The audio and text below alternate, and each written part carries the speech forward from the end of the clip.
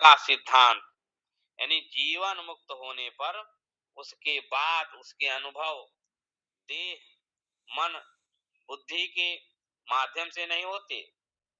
ये उपकरण निरंतर परिवर्तित होते रहते हैं, इसलिए इनके माध्यम से लिए गए अनुभव अस्थायी तो हो ही नहीं सकते। ऐसा प्रत्येक अनुभव समाप्त होना चाहिए। जीवन मुक्त इन अनित्य क्षणिक अनुभवों में नहीं जीता, अतः वह परिवर्तन से मुक्त हो जाता है। यानी जब एक बार कोई नित्यता का, अमरता का अनुभव पा जाता है, तब फिर इन उपाधियों के माध्यम से उसे संसार का अनुभव नहीं होता। वह बुरे और अच्छे, निषेधात्मक और सकारात्मक, यानी दोनों प्रकार की वासनाओं से मुक्त हो जाता है और वह मन के प्रदेश में नहीं रहता, यानी मानसिक स्तर पर नहीं जीता है। वो सचमुच उसका अनुभव तो केवल उस नित्य शाश्वत का ही अनुभव रह जाता है। विशोका, यानी बिना किसी दुख के कभी भी कोई दुख उस तक नहीं पहुंच सकता। देह, मन और बुद्धि ये कैंसर के घातवत हैं, जो जीवन में दुख का पस यानी पीप उड़ेलते रहते हैं। यदि इन दो तीनों से अतीत हो जाओ तो फिर कोई विक्षेप और कोई बाधा नहीं रह जाती, कि फिर पर ब्रह्म की निरंतर अखंड परम शांति में जीवन की किसी चीज से व्याघात नहीं पड़ता उसके ऊपर। आनंद घना, दुख क्लेश नहीं रहते। इतना ही नहीं, किंतु ये एक निश्चित आनंद भी रहता है। वह आध्यात्मिक अपरोक्षानुभूति दुख रहित की निष्क्रिय स्थिति नहीं होती। सुसुप्ति में एक बोतल विस्की पी लेने पर क्लोरोफार्म के प्रभाव में जो है, अथवा मूर्छा में भी तो कोई दुख दर्द नहीं रहता है। इसलिए इन स्थितियों में न दर्द रहता और न ही टिकने वाली प्रसन्नता, किंतु आध्यात्मिक चरम अनुभूति एक ऐसी स्थिति है जहां देह, मन, बुद्धि के दुख और अपूर्णताएं तो हैं ही नहीं, परंतु जहां उस अनंत की अनुभूति ही तुम शाश्वत आनंद राशि के रूप में करते हो। आनंद घन देह, मन, बुद्धि के स्तर पर इस प्रकार की आनंदानुभूति संभव ही नहीं है, क्योंकि आज जितना भी, जहां भी जो भी आनंद हमें मिलता है, वह किसी न किसी वस्तु पर या विषय पर निर्भर करता है और विशुद्ध आनंद वस्तु निरपेक्ष होता है। विपश्चित यानी स्वयं प्रकाश से महात्मा वह है जिसने वह सब जान लिया जो जाना चाहिए था। उसके लिए सब अब और कुछ जानना शेष रह ही नहीं गया। इसके बाद उसे किसी प्रकार का भय नहीं रह जाता। देह, मन, बुद्धि के स्तर पर तो सदैव सुरक्षा के लिए एक भय बना रहता है। विचारों, भावों की सुरक्षा, स्वास्थ्य और प्रिय वस्तुओं की सुरक्षा। जो देह, मन और बुद्धि से अतीत हो गया है, उसे कहीं भी किसी भी समय किसी से भी किसी प्रकार का भय नहीं रह जाता।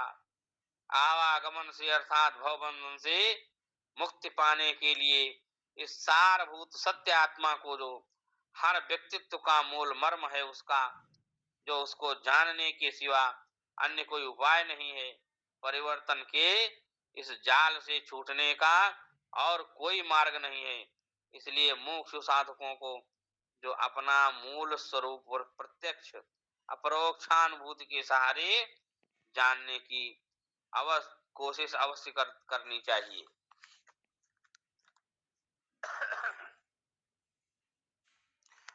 ब्रह्माभिन्नत्व विज्ञानम भवमोक्षस्य कारणम येनाद्वितीयमानंदम ब्रह्म संपद्यते बुधै।